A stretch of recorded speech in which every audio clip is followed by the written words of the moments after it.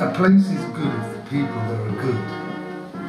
Ultimately, it doesn't really matter where it is, if the people are poor or rich, if it's in the country or the city. Of course, on the other hand, I don't really know what good people are. It just has to be a good atmosphere, a good mood. The chemistry has to be good. It can't be one-sided.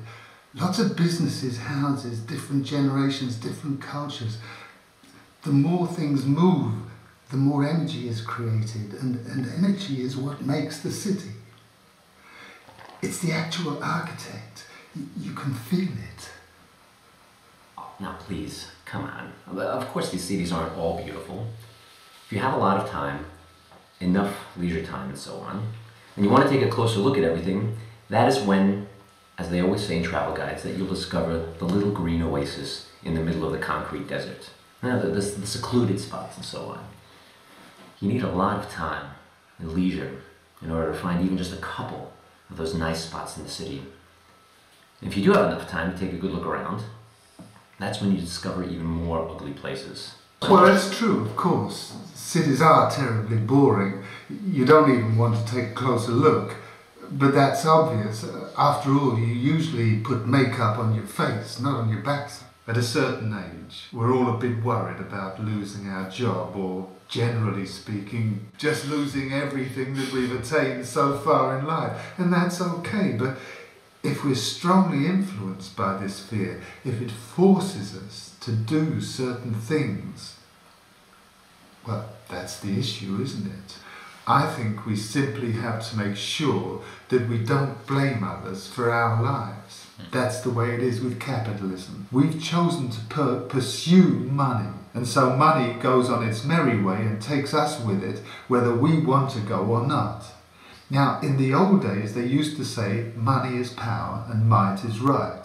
But in the meanwhile, all of that has become such a matter of course that the capitalist revolution has long since eaten its children and just goes on with nobody controlling or influencing it, moving along the path to monetary transcendence. At least, that's what I believe. But even capitalism needs rules in order to function. And at the moment, these rules are definitely being annulled right and left. I mean, if owners, meaning stockholders, can be tricked by their own employees, namely the board of directors, then capitalism isn't functioning anymore according to the rule of money is power. And that doesn't exactly encourage people to trust the economy. And I thought we were living in the land of milk and honey. I just talked to a 63-year-old bellboy in Chicago who had to work a second job at a restaurant in order to survive. That is not unusual. And that's what's held up to us here in Europe as a model of full employment. He used to be an engineer, by the way. Now, in the United States, there seems to be a lot of very busy poor people, an unstable middle class, and a few rich people. Even though in most cases our daily lives have changed a great deal. Furniture and apartment design are the same as they were 50 years ago. I'm always amazed about that, aren't you? I mean, isn't it the same at your place? Of course. I mean, no, well, let's see. The telephone socket is still in the hallway, even though we use the phone more often in the kids' bedroom or the kitchen. The desks are still the same size as if there were no monitor screens or keyboards. Bookshelves have become too big, but on the other hand, there's no other really good way to store CDs or DVDs.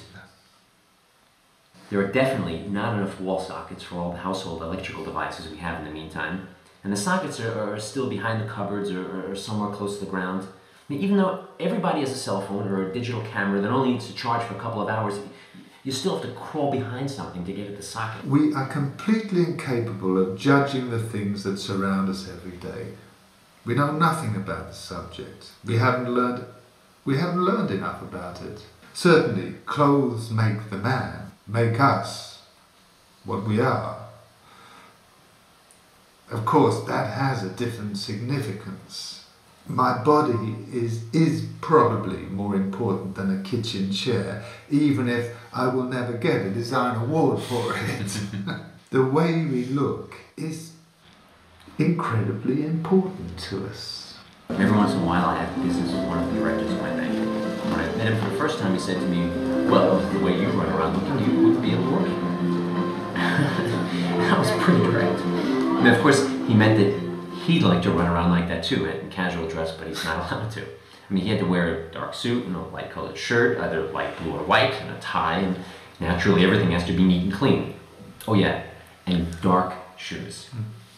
And even when you do meet all the criteria, it still might not be enough, because it also has to be, well, tasteful. Well, he has an important job, and of course he can't dress worse than the people who work around him. That would be totally shameful, and this comment, the way you run around, well, that ultimately goes to show that people like him are not very independent. If he weren't already trapped by these rules, the dress code, then he wouldn't really take the whole thing so seriously, and he would never have made such a remark. What I mean is, if we're already able to construct that kind of deceptively real situation which somebody else perceives as real, then it shows two things.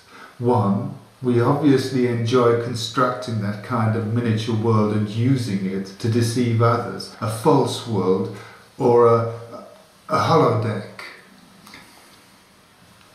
And second, if you assume that we are not the only creatures under the sun, or even necessarily the most intelligent, then you can also assume that this other is probably much better at building that kind of holodeck, a big universe where we are all allowed to play around a little bit like dolls as entertainment.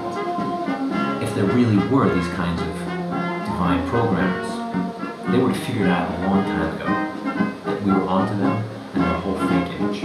And what then? Don't you think they would just lose interest in us and turn us off like a child would? The game would be over.